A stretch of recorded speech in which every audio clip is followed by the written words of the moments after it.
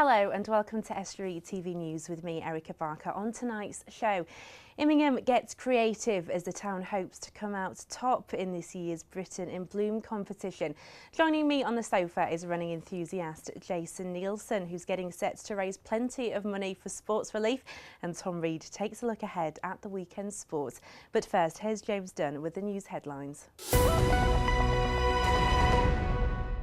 Hello, in the headlines today, up to £48 million in funding to encourage growth in the Humber and plans to improve Cleethorpes Discovery Centre. Various locations across the Humber region could get a chunk of £48 million of government funding to boost growth in the area. The Humber Local Enterprise Partnership, or LEP, are hoping to secure the money from the Local Growth Fund, and local authorities are currently putting together bids to regenerate areas in need.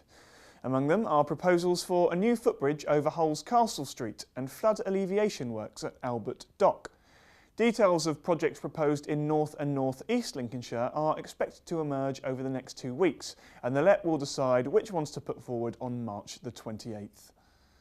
A social housing provider has pledged £40 million to improve properties in North East Lincolnshire, which will bring jobs to the area. Shoreline Housing Partnership have already hired 2 large contractors to carry out the improvements, although both source 80 to 85% of their staff locally. Next Thursday there will be an industry day at E-Factor on Dudley Street, which will give local firms the chance to bid for some of the work available over the next 4 years.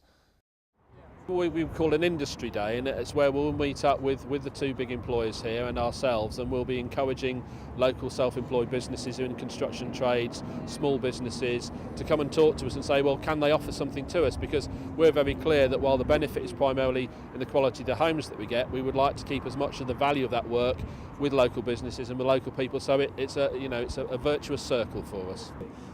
Probably on most of our contracts, over 80% of the staff actually live and work in the area where the postcode areas where we work. So our model, as I mentioned, we employ 600 staff, but our model is very much around local recruitment, looking at local suppliers, local smaller SMEs and sole traders that can support us delivering the programme. Hull City Council has approved a 1.9% increase in council tax and the loss of up to 450 jobs in the new budget. The full council meeting lasted all day yesterday, and despite some opposition, proposals for the budget were eventually approved. Councillors said they had no choice but to make the reductions in the face of huge cuts in funding from national government. Protesters marched outside City Hall to oppose the staff cuts and demanded the money back, which they say the government has stolen from Hull.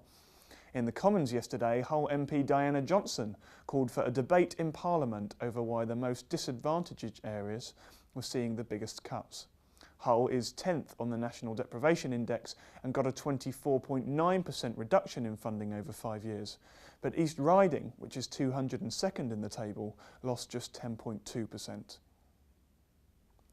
Cannabis factories in people's homes have caused several house fires in the Hull area in recent months.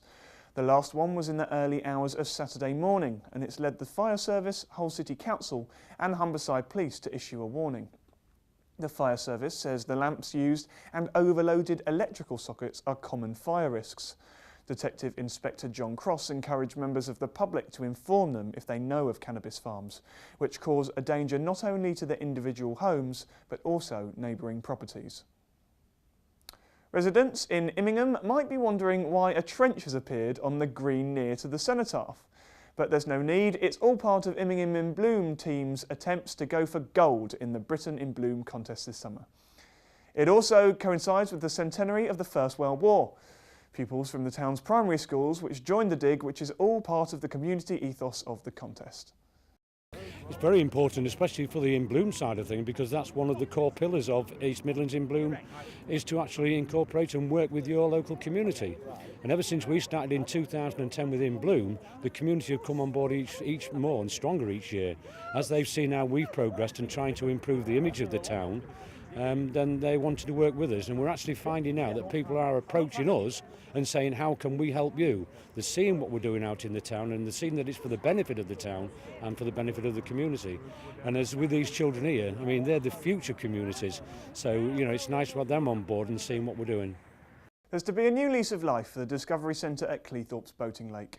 It's to become home to exhibitions on the local area, from the estuary's unique wildlife to how North East Lincolnshire got its shape. The changes will start to come into place from early March, and if you've got local knowledge and ideas to contribute, they're holding an open evening on March the 11th at 7:30 p.m.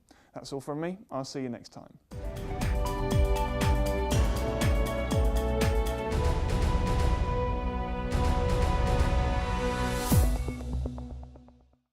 For the past 2 years, Immingham has won gold in the East Midlands category of the In Bloom competition.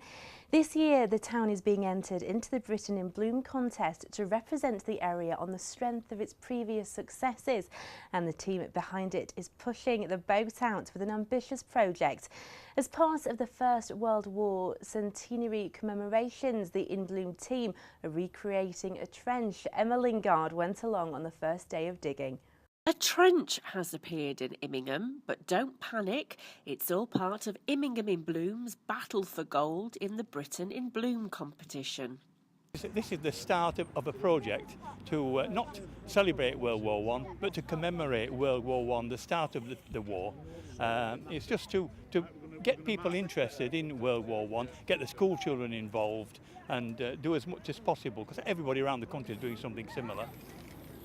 Funded by the National Lottery, the ambitious idea came from Tracy Knight, Horticultural Officer at Immingham Town Council. The idea of this was we have Tracy Knight, who is our Horticultural Officer on the council.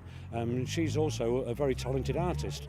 And so she actually drew up a template, if you like, or a rough sketch of how with this we do. And we've actually worked from that, and we have our regular trench meetings now as well as in Bloom meetings. And we all get together to discuss the ideas and the things that we're going to be putting into it, the artefacts that we want to get into it. We are having a proper memorial stone laid that will be there forevermore. As Immingham continues to win accolades, working with the community is an important aspect of the project. It's very important, especially for the In Bloom side of things, because that's one of the core pillars of East Midlands In Bloom, is to actually incorporate and work with your local community. And ever since we started in 2010 with In Bloom, the community have come on board each more and stronger each year. As they've seen how we've progressed and trying to improve the image of the town, then they wanted to work with us, and we're actually finding out that people are approaching us and saying, how can we help you? They're seeing what we're doing out in the town, and they're seeing that it's for the benefit of the town and for the benefit of the community. And as with these children here, I mean, they're the future communities, so it's nice to have them on board and seeing what we're doing. My guest today is Jason Nielsen from Grimsby, who hopes to raise lots of money for a very good cause. Hello Jason, how are you? Hello, well, thank you. How are you? Good, I'm not bad, thank you. So what is it that you're doing? I'm running 6 miles for sport relief on the Olympic Park in my uniform, as you see. I'm wearing exactly what I want to wear then. That's incredible, isn't it? Because you were a volunteer at the Olympics, weren't you? I was, yeah, it'd be great to go back again. Actually, my second time on the park. I only went last year to an event called Go Local on the hottest day of the year, the biggest volunteering event in UK history there. Wow. And I'm just looking forward to it, because it's also the first sport relief games. Mm.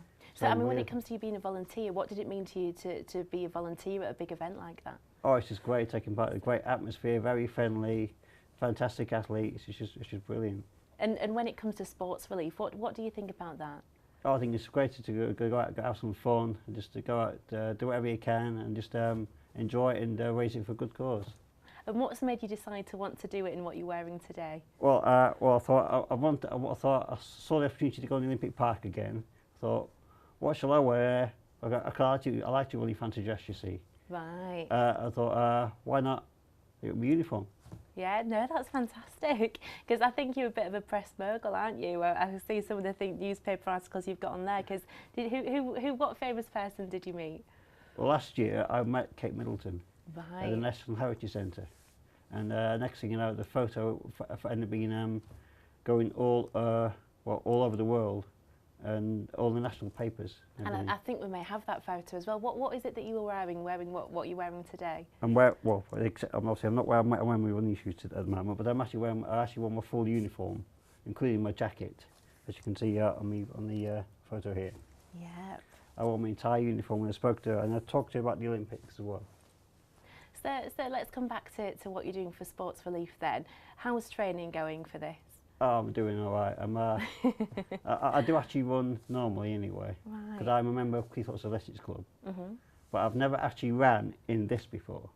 I'm used to running in shorts. You know, And will that make a big? Does it make a big difference what you wear? It probably does, doesn't it? Well, I'd obviously run it quicker if I did it in shorts, but I want to run it through uniform, you know. Yeah. Pop my jacket, because that'd be really too warm. Oh, right. And let's. What about your friends and family? What are they making of what you're doing? Oh, I think they're all right with it.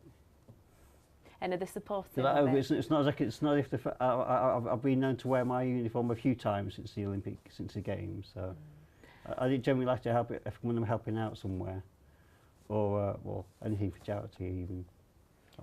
So I'm always happy to put a uniform on for charity.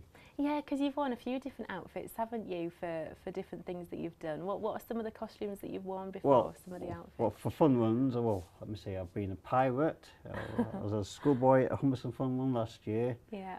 Oh, and Sport Relief, the last Sport Relief, we did 6 miles on Cleethorpes Seafront in a Scooby-Doo outfit. Wow, how did that go down? That was very warm. That was even warmer than what we'd be doing. Yeah, it'd probably be a little bit warmer than that, will it? Very warm, yeah. So have you got anything else in the pipeline then after Sports Relief? Are there any other charity events that you're looking at doing? I'm not planning any more charity events at the moment. Do you think this will keep you busy for the time being? I'm just keeping to my normal running for the time being. And will you be doing it by yourself? Are you doing it with anyone else? What morning? Yeah. Oh, sorry. No, I do actually hope to run the North Lincolnshire Half Marathon this year. All right. But not for charity, just number one, because I was injured for a while last year, so I'm back running again, but I'm not as fast as I was last year. Well, not at the pace I was running last year, you know. Oh, right, okay, we're going to have to leave it there, Jason, but thank you for your time, I appreciate it. Thank you. Thank you. Now here's Tom with a look ahead at the weekend sport. Thanks, Erica. Now for your sport. Hull face Newcastle at the KC Stadium full of confidence, who followed up their 4-0 Premiership win at Cardiff with a 2-1 FA Cup win against Brighton on Monday evening to go through to the quarter-finals to face Sunderland. Scunthorpe travelled to Newport, having dropped points in midweek at home to Bristol Rovers in Sky Bet League 2, which saw some of the Glanford Park crowd boo the team at the end. Grimsby faced Salisbury, desperately hoping to get their Skrill Premier playoff aspirations back on track, but haven't won since 28th of January away at Cambridge, and injuries are beginning to hit the squad. Lincoln are away to Aldershot, hoping to build on their recent form with only 1 defeat in their last 5 games. In the Conference North, North Ferriby host Vauxhall Motors, looking to complete a double over the Wirral side and continue to put the pressure on current leaders AFC Telford. In the Toolstation Northern Counties East League, Grimsby Borough host AFC Emley at the Bradley Football Development Centre. Cleethorpes Town travel to Hallam and Louth are at Selby Town. It's Brigtown versus Loughborough Dynamo at the Hawthorns, and Gould travel to Carlton Town in the Toolstation Northern Counties East League Division 1. In Rugby Midlands 4 East, Cleethorpes are at home to Belper. In Midlands 3 East, Grimsby host East Retford, and in Midlands 1 East, Market Raisin and Louth play Colville First. In men's hockey, Grimsby First travel to Rotherham First, and in the women's, Grimsby First face Newland First. Ice hockey, Hull Stingrays host Dundee Stars. And finally, in basketball, the Hull Wasps are on their travels to face Durham Wildcats second. That's all the weekend sport. I'm Tom Reed. Thanks, Tom. Now, don't forget that if you have any stories, news or views that you want to share with us, get in touch by phone on Grimsby 315561. Write on our Facebook page or tweet us at Estuary TV or email us on news@estuary.tv.